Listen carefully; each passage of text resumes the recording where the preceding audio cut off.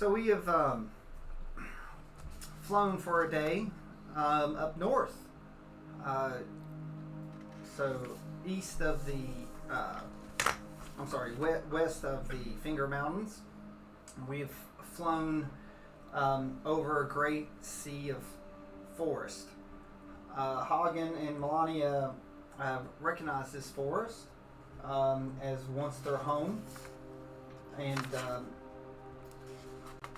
have went past it. It's the farthest north that they've ever been. We were past that great forest of tragedy, and then we went past the giant realm, and in the far, far horizon we see a small mountain range along with the forest coming up to it, and past that a great sea of sand, what looks like a desert. We can feel the temperature and climate changing as we come farther up, as the air gets drier, especially way up into the floating through the sky. Luckily, as we descend down, the temperature is a little bit better, and it's almost damp. So the ground here must be fertile and rich with water. Probably a lot of underground and streams that come through too before the tropical zone, before the desert. The card is pointing you strongly towards the mountain range. You see also, as the sun comes up, because you're all mostly traveling a lot at night to not be noticed, too, is that you can see a couple of settlements, small little villages, nothing that we really consider a city, but maybe some large boroughs, so to speak.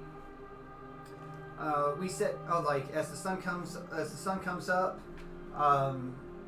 you secure the ship and make sure everything's safe, especially Ziggy. We want to make sure everything is good, especially the ladies' bathrooms. Several of the our heroes decide to scout and protect around the ships. We have a small group that decides to venture up ahead, since they have several days before the card is completed or failed. They'd like to get a lay of the land and find out what they might be walking into, especially at the recent events of the tragedies that have unfolded thanks to the cards. So surprisingly, Ziggy wishes to see this too, because he's never seen such a sight of a barren wasteland ahead. Because it's a he's used to waters, and seeing the desert is something.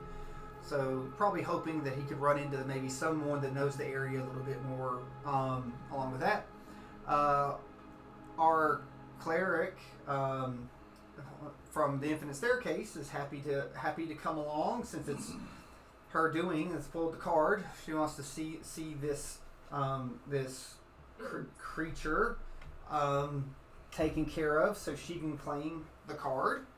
And then we have Paige, who's, to everyone's surprise, decides to come along with her spell book and her notes. Just come along, Miss Chatterbox herself. So we venture out for a day. We go through the woods, and as we go along through the woods, someone notices them. So can I have a stealth check? You absolutely can. 18. So someone is watching along the party.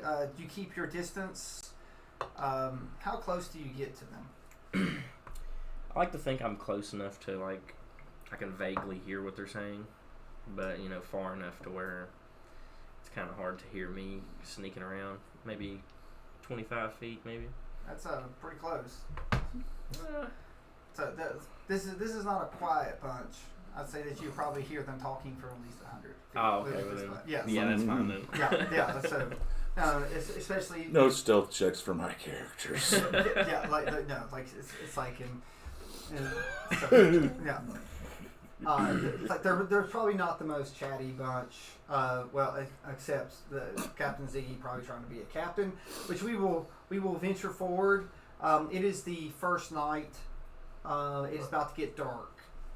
So we've traveled like a day, and so we're going to rest for the night. And I will turn it over to you all